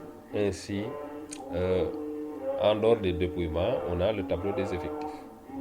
Donc, on a fait notre dépouillement. Maintenant, on fait le toilettage de notre tableau. Et on a le tableau des effectifs. Et on regarde les effectifs de chaque modalité. On va regarder quel est l'effectif le plus élevé. Il s'agit là de 15. Et 15 correspond à quelle modalité? 15. Donc il y a plus de personnes qui ont eu 15. Plus de personnes qui ont eu 15, la modalité 15. Donc on va dire que la modalité 15 est le mode. Donc le mode, c'est la modalité 15. Puisque 15 personnes ont eu la moyenne 15. Donc la moyenne 15, c'est le mode. La moyenne 15, pas l'effectif. Mais la moyenne 15, c'est le mode. Voilà, c'est la moyenne 15 qui est le mode.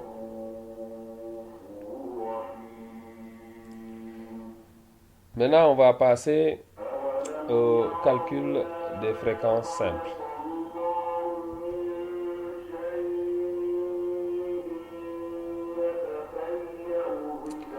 Si on a notre tableau des effectifs, tableau des effectifs, nous avons sur la première ligne les modalités, les moyennes, moyenne 10, 11, 12, etc. jusqu'à la moyenne 18. Et les effectifs, c'est 2 jusqu'à 4. Donc 2 personnes ont eu la moyenne 10. Et pour 18, 4 personnes ont eu la moyenne de 18. Maintenant, on va calculer les fréquences. La fréquence, on a vu la formule de la fréquence tout à l'heure. Il s'agit de l'effectif sur l'effectif total. Donc l'effectif total, c'est 54. C'est le nombre d'individus de la population. Si on prend la modalité 10, les élèves qui ont eu la moyenne de 10, il y en a 2. Donc si je prends 2 divisé par 54, j'obtiens la fréquence. Donc pour ce qui est de la fréquence, en décimale ou en fraction tout simplement, on va prendre 2 divisé par 54. Donc effectif de la modalité sur effectif total. Ici, l'effectif c'est 2. Ensuite, pour le prochain, alors on va donner quoi? Pour le prochain, l'effectif c'est 5 sur l'effectif total. Ensuite, pour la modalité 12, la moyenne 12, il y a 12 personnes, 2 personnes qui ont eu 12. Donc fréquence c'est 2 sur 54. 13, 9 personnes ont eu 13. Fréquence c'est 9 sur 54. Ainsi de suite. Pour 14, la moyenne 14, 10 personnes ont eu 14, donc fréquence 10 sur 54. Pour la modalité 15, la moyenne 15, 15 personnes ont eu 15, donc fréquence 15 sur 54. Pour la moyenne 16, 5 personnes ont eu la moyenne 16, donc fréquence 5 sur 54. 17, 2 personnes ont eu 17, donc fréquence 2 sur 54. 18, 4 personnes ont eu 18, donc fréquence 4 sur 54. Maintenant, si on fait la somme des fréquences, on doit trouver 1, que ce soit en décimale ou en fraction comme ça. On va trouver 54 sur 54, ça va nous donner 1. Maintenant, on va donner les fréquences en pourcentage. On va multiplier par 100. Donc, fréquence en pourcentage. Donc, on multiplie par 100. On divise 2 par 54, on multiplie par 100. Et ça va nous donner quoi? 2 fois 100 sur 54, ça nous donne 3,7%. Ensuite, on aura, si on continue les calculs, on aura 9,26%, 3,7%, 16,67%, 18,52%, 27,78%, 9,26%, 3,7%, 4,41%, et le tout ça va nous donner 100%. Si on fait le total, on doit trouver 100%. Et quelle est la signification de la fréquence? On va dire quoi? Pour la modalité 10, première, deuxième colonne, vous avez 10, vous allez jusqu'à la fréquence en pourcentage. Donc on va dire 3,7% de la population ont eu la moyenne de 10. Pour 11, 9,26% de la population ont eu la moyenne de 11. Ensuite, on aura aussi pour 12, 3,7% de la population ont eu la moyenne de 12. 13, 16,67% ont eu la moyenne de 13. Pour 14, 18,52% ont eu la moyenne de 14. Pour 15, 27,78% ont eu une moyenne égale à 15. 16, 9,26% ont eu une moyenne de 16. 17, 3,7% de la population ont eu une moyenne de 17. Et 7,41% ont eu une moyenne de 18. Donc c'est ça la signification de la fréquence. Maintenant, on va calculer ce qu'on appelle les effectifs cumulés. Alors d'abord, on va voir les effectifs cumulés croissants, calcul des effectifs cumulés croissants.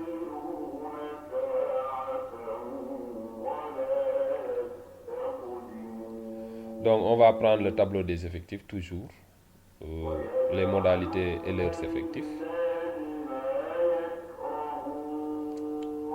Ensuite, on va voir comment on calcule les effectifs cumulés croissants. Donc on va mettre une autre ligne qui va nous permettre d'avoir les effectifs cumulés croissants. Alors, pour la première modalité 10, son effectif c'est 2, donc son effectif cumulé aussi ça va être 2, donc on abaisse tout simplement 2. Maintenant, ensuite, pour la modalité 11, comment on fait? on n'abaisse pas 5, mais on fait 2 plus 5 avant de les abaisser. Donc je fais quoi? 2 plus 5, et 2 plus 5, ça fait combien? Ça fait 7. Voilà, et on continue comme ça. Pour la modalité 12, donc je fais 2 plus 5 plus 2. Donc 2 plus 5 plus 2. Et on arrive à la modalité de 12 et on fait la somme et ça nous donne 9. Pour la modalité 13, on fait 2 plus 5 plus 2 plus 9. Et ça nous donne combien? Ça nous donne 18.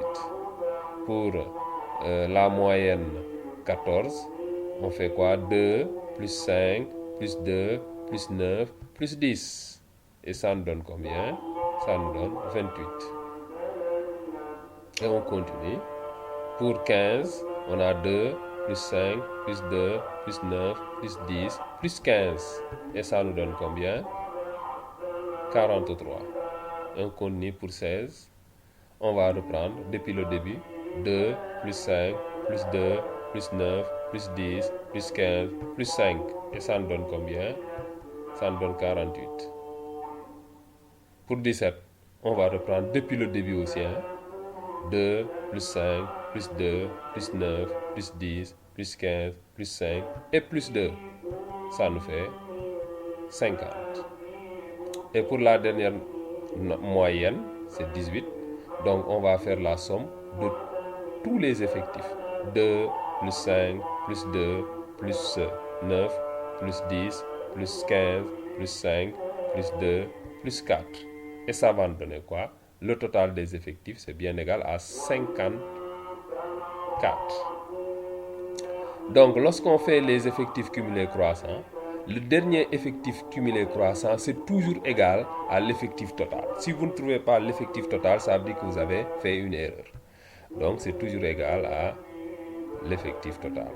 Voilà, qu'on avait au départ tout à l'heure. Mais quelle est la signification des effectifs cumulés croissants?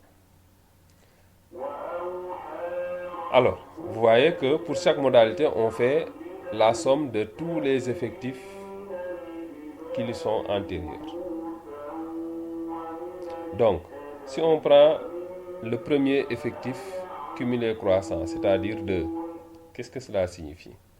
Cela signifie que 2 personnes ont une note inférieure ou égale à 10. La modalité, c'est 10. Vous voyez, 10. Donc, ont une note inférieure à 10. Pour le deuxième effectif cumulé croissant, il s'agit de 7. Qu'est-ce que cela signifie? Ça veut dire que 7 personnes ont une moyenne inférieure ou égale à combien? 11. On ne prend pas 5 parce que 5 c'est l'effectif. On prend la modalité. Inférieure ou égale à 11. Donc 7 personnes ont une modalité inférieure ou égale à 11. On prend l'effectif cumulé croissant suivant, c'est 9. Cela signifie quoi? 9 personnes ont une note inférieure ou égale à 12. Ensuite, on prend 18. 18 personnes ont une note inférieure, une moyenne inférieure ou égale à 13.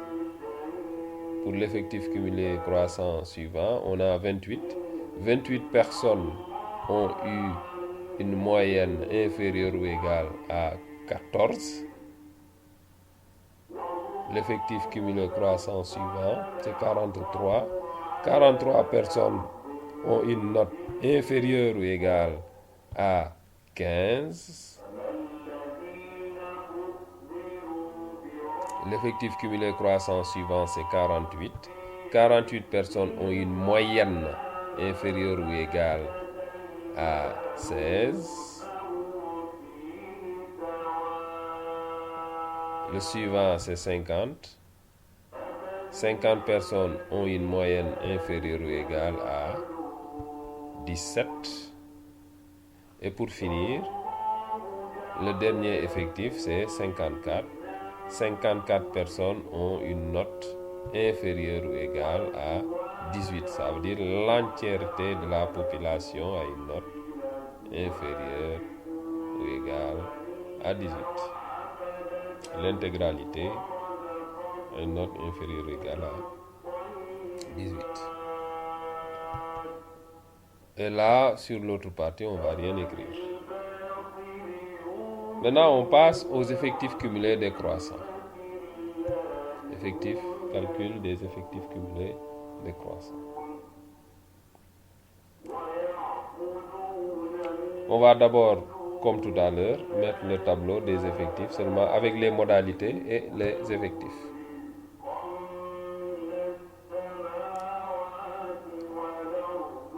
Alors, tout à l'heure, on avait commencé avec la plus petite modalité, la plus petite moyenne. Maintenant, pour ce qui est des effectifs cumulés décroissants, on va commencer avec la plus grande moyenne, la plus grande modalité. Voilà, pour ce qui est décroissant, on va prendre la plus grande modalité. Donc, vous voyez, ici, la plus grande modalité, c'est 18. La plus grande moyenne, c'est 18. Son effectif, c'est 4. Donc, on va d'abord baisser le 4, mais donc, on va écrire effectif cumulé décroissant. D'abord. Ensuite, on va commencer par le dernier. Le dernier. Le dernier, c'est la modalité 18 avec son effectif 4. Donc, on met 4. Et on fait comme tout à l'heure, on fait la somme. Pour avoir l'effectif cumulé décroissant de 17, on fait 4 plus 2. Et ça nous donne 6. Pour avoir l'effectif cumulé décroissant de 16, on fait 4 plus 2 plus 5. Et ça nous donne 11. Pour 15, on fait 4 plus 2 plus 5 plus 15. Et ça nous donne 26. Pour 14, on fait 4 plus 2 plus 5 plus 15 plus 10. Ça nous fait 36. Pour 13, 4 plus 2 plus 5 plus 15 plus 10 plus 9. Ça nous fait 45.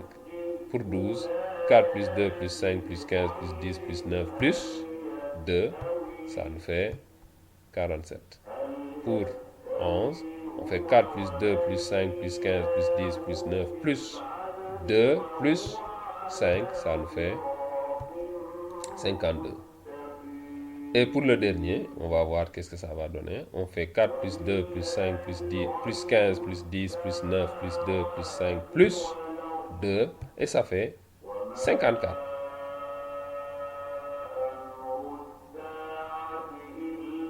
Ça fait 54. Donc c'est l'effectif total. L'effectif total.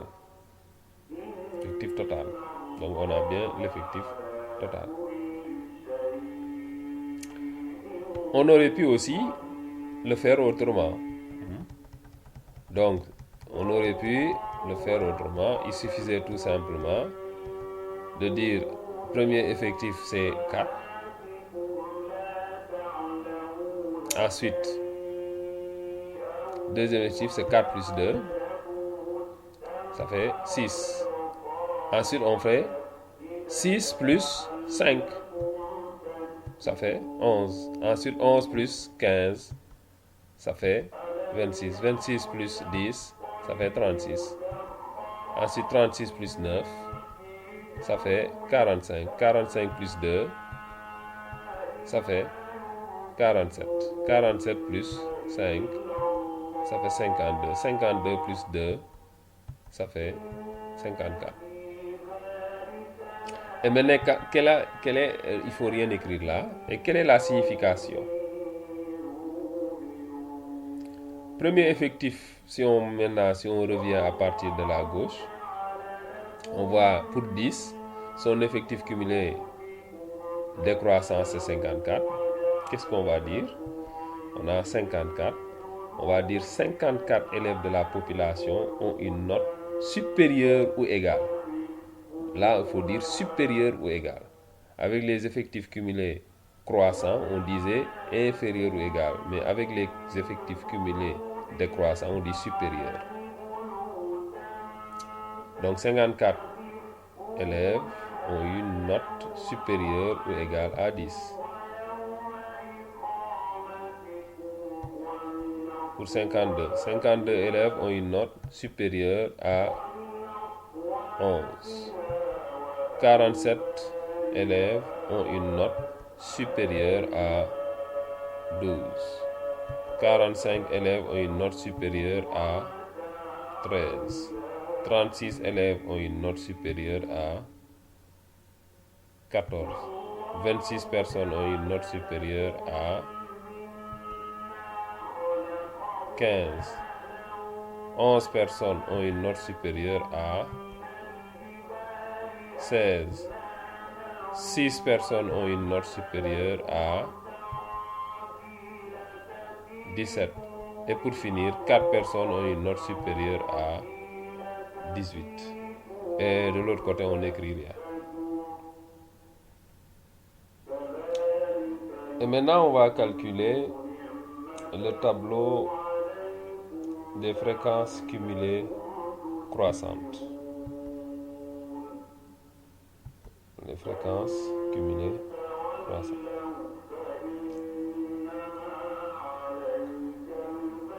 Maintenant, là, qu'est-ce qu'on va prendre? On va prendre les modalités. Et on a déjà calculé les effectifs cumulés croissants. Donc, on n'a pas besoin des effectifs. On prend tout simplement les effectifs cumulés croissants.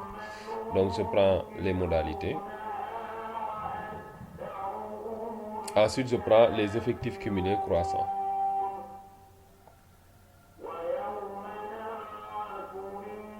Alors, on l'a fait tout à l'heure. Pour 10, son ECC, effectif cumulé, on avait trouvé combien? 2. Ensuite, pour 11, on a trouvé 7. Pour 12, on avait trouvé combien? 9. Pour 13, on avait trouvé 18. Pour 14, on a trouvé 28. Pour 15, on a trouvé 43. Pour 16, on a trouvé 48. Pour 17, on a trouvé 50. Et pour 18, 54. Maintenant, on sait comment on calcule. De l'autre côté, on ne va rien mettre. On sait comment on calcule les fréquences. On prend les effectifs cumulés croissants divisé par l'effectif total. L'effectif total, c'est 50, 50, 50, 54. Donc, on prend le calcul des effectifs, des fréquences cumulées croissantes. Donc ici, puisque l'effectif cumulé croissant, c'est 2, l'effectif total, c'est 54. Donc, on va prendre 2 sur 54. Pour le deuxième, c'est 7. Donc, 7 sur. Ensuite, on aura 9 sur 18. 18 sur. Et 18 sur 54, ça fait un tiers. Donc, ici, on a un tiers de la population. Alors, 28 sur 54. Pour 43, on aura 43. Pour 48, on a 48 sur 54. Pour 50, on a 50 sur 54. 54, on a 54 sur 54, ça fait 1. Ça sont les fréquences en décimale ou bien en fraction. Maintenant, il va falloir faire le calcul avec votre machine. Faites le calcul. Vous multipliez par 100 pour avoir les pourcentages. Donc, on va avoir les significations en pourcentage. Lorsqu'on prend 52 sur 2 sur 54 multiplié par 100, on va trouver 3,7. On prend 7 sur 54, 12,96%. Mais 3,7, ça signifie quoi? Ça signifie que 3,7% de la population ont une modalité supérieure ou égale à 10.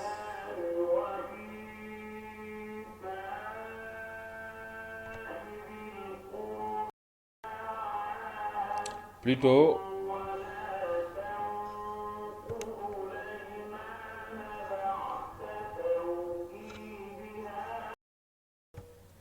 Alors, je disais que 3,7% de la population ont une moyenne inférieure ou égale. Ce n'est pas supérieur, hein, c'est inférieur ou égal à la modalité 10.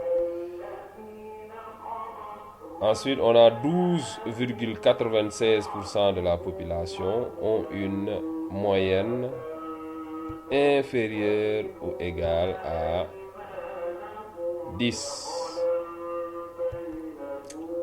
Ensuite, 16,67% de la population ont une moyenne inférieure ou égale à 12.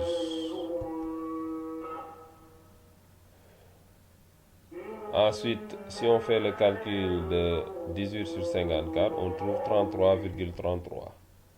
33,33% de la population ont une moyenne inférieure ou égale à 13.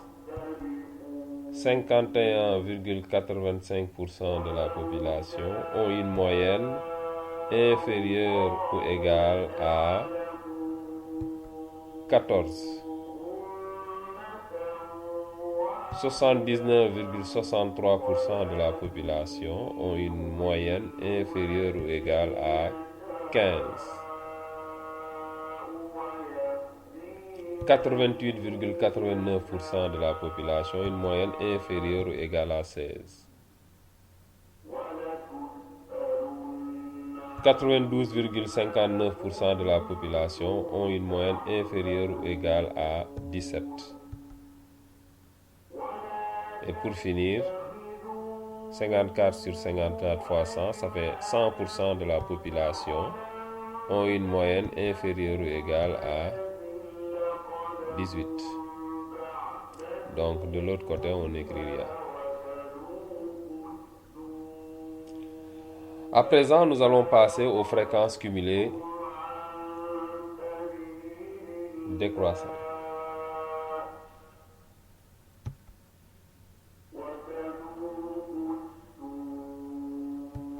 Donc, fréquence cumulée décroissante.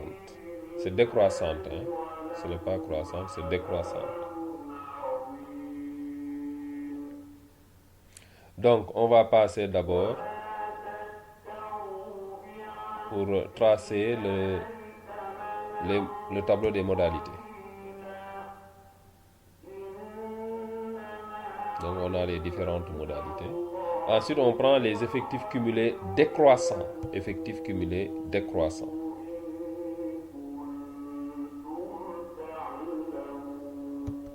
Donc, comme effectif cumulé décroissant, nous avons d'abord 54.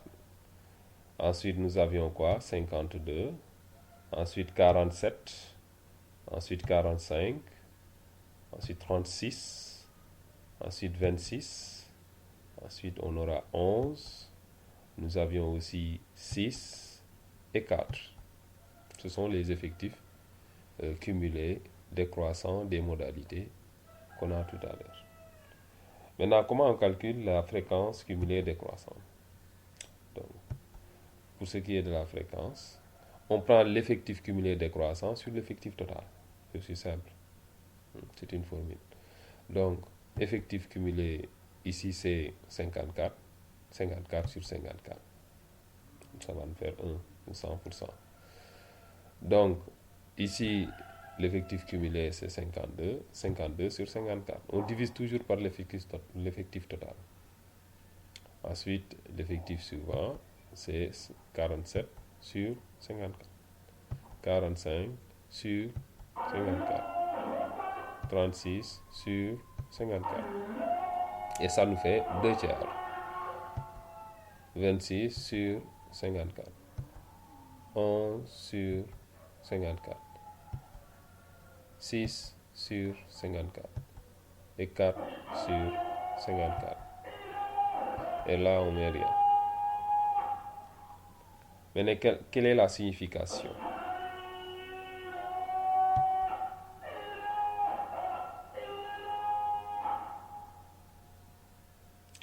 Alors, si je prends l'effectif cumulé décroissant sur l'effectif total, multiplié par 100, ça nous donne la fréquence cumulée décroissante en pourcentage. Donc, la première fréquence cumulée décroissante en pourcentage, c'est 100%. Et quelle est la signification? 100% de la population ont une moyenne supérieure ou égale à 10. 96% de la population ont une moyenne supérieure ou égale à 11.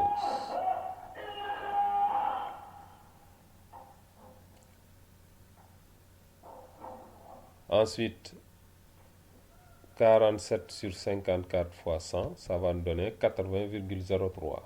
80,03% de la population ont une moyenne supérieure ou égale à 12. Ensuite, on aura 83,33% de la population ont une moyenne supérieure à 13. 66,67% de la population ont une moyenne supérieure ou égale à 14. 48,15% de la population ont une moyenne supérieure ou égale à 15. 20,37% de la population ont une moyenne supérieure ou égale à 16. 11,11% de la population ont une moyenne supérieure à 17. Et pour finir, 7,41% de la population ont une moyenne supérieure à 18. Voilà. Donc on a calculé les fréquences cumulées décroissantes et on a donné leur interprétation. Voilà. Donc on va passer au calcul de la moyenne.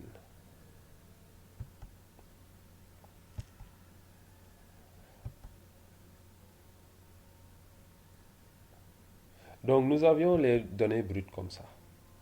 Ces données brutes, si nous faisons la somme de toutes ces données divisée par le nombre de données, on obtient la moyenne. Ça, c'est le calcul fastidieux. Si on veut se mettre à calculer tout ça, ensuite à diviser par le nombre, ça c'est vraiment fastidieux, mais ça vous permet d'avoir la moyenne. Maintenant, nous, on va, donc moyenne est égale à somme des données sur nombre de données.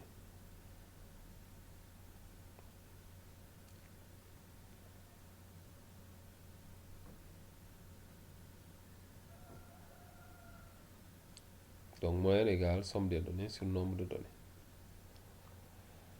Mais il faut voir ici que on peut calculer la moyenne seulement pour les variables quantitatives. Pour les variables qualitatives, on ne peut pas calculer la moyenne. Hein? Si je vous dis quel est votre chanteur préféré, vous répondez à la question, on aura les modalités, mais on ne peut pas faire la moyenne de ces modalités-là. Donc, il faut bien noter, on ne peut pas calculer la moyenne pour une variable qualitative, un caractère qualitatif.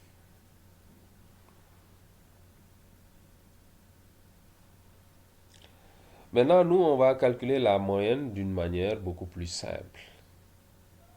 Donc, il suffit tout simplement de faire revenir le tableau des effectifs simples. On a chaque modalité avec son effectif. Donc, calcul de la moyenne. Donc, on a le tableau des effectifs. Alors, sur la première ligne, vous avez les moyennes.